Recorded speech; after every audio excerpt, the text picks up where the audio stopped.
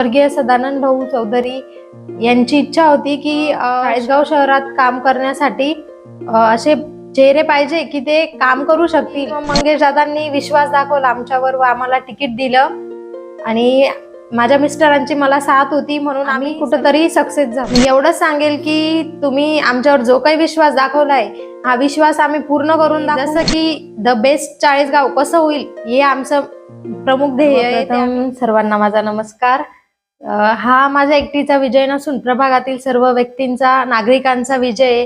मंगेश दादांच्या विकास कामां सर्वांनी लक्षात ठेवून आम्हाला मतदान रूपे आशीर्वाद दिले व निवडून दिले त्याबद्दल सर्वांचे आभार.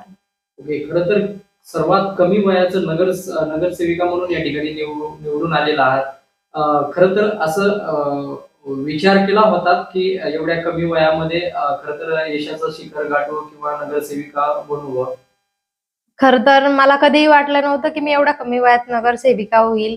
याचं श्रेय म्हणजे मंगेश दादांनी आमच्यावर विश्वास दाखवला व आम्हाला तिकीट दिलं. त्यानंतर जेव्हा आम्ही बाहेर पडलो तेव्हा नागरिकांच्या आशा अपेक्षा आम्हाला समजू लागल्या व त्यांनी आमच्यावर विश्वास टाकला. जरी कमी वय असलं पण तुम्ही आमच्या नवीन तरुण पिढी आहे, तुम्ही आमचे सर्व आशा अपेक्षा पूर्ण करू शकता. त्यामुळे त्यांनी सर्वांनी आम्हाला जे काय आशीर्वाद दिले व निवडून दिलं. भविष्यात येणाऱ्या काळात आम्ही त्यांच्या सर्व आशा अपेक्षा पूर्ण करू.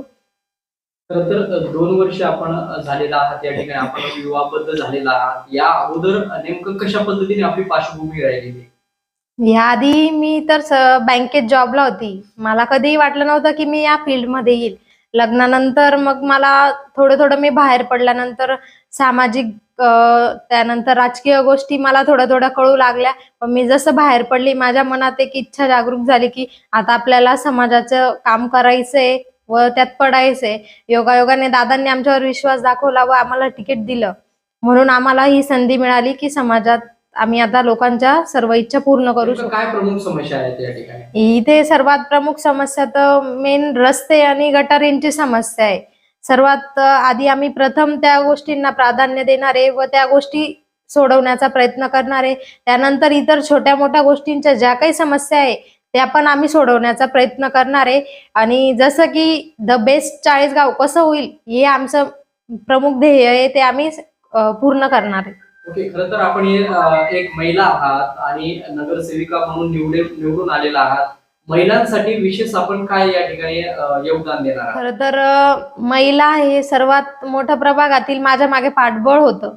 महिलांच्या सर्वात ज्या समस्या आहे सांडपाणी गटारी या सोडवण्याचा आमचा प्रयत्न असेल. त्यानंतर ज्या काही छोट्या मोठ्या महिला आहेत त्यांच्या समस्या माझ्यापर्यंत या पोहोचल्या की आम्हाला कामं नाही आहेत, आम्ही काय कामं करू शकतो, असं गृह उद्योग तसं त्यासारखे.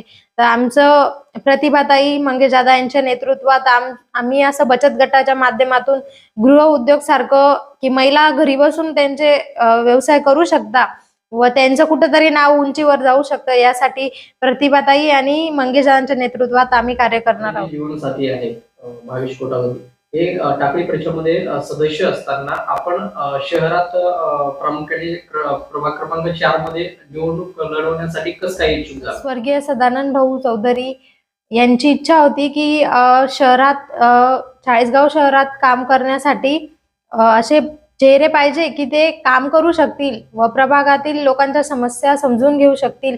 त्यासाठी त्यांनी मंगेश दादांना कल्पना दिली की आपण असे चेहरे शहरात आणू की ते प्रभागातील प्रभागाचा विकास करतील. त्यासाठी मग मंगेश दादांनी विश्वास दाखवला आमच्यावर व आम्हाला तिकीट दिलं आणि माझ्या मिस्टरांची मला साथ होती म्हणून आम्ही सर्व या गोष्टी करू शकलो. आणि सदानंद भाऊंचा आम्हाला आशीर्वाद होता म्हणून आम्ही कुठेतरी सक्सेस झालो. प्रभागातील मतदात्यांनी आपल्याला या ठिकाणी निवडून दिलेला आहात, तर अशा वेळेस आपण त्यांना काय संदेश देऊ इच्छिता?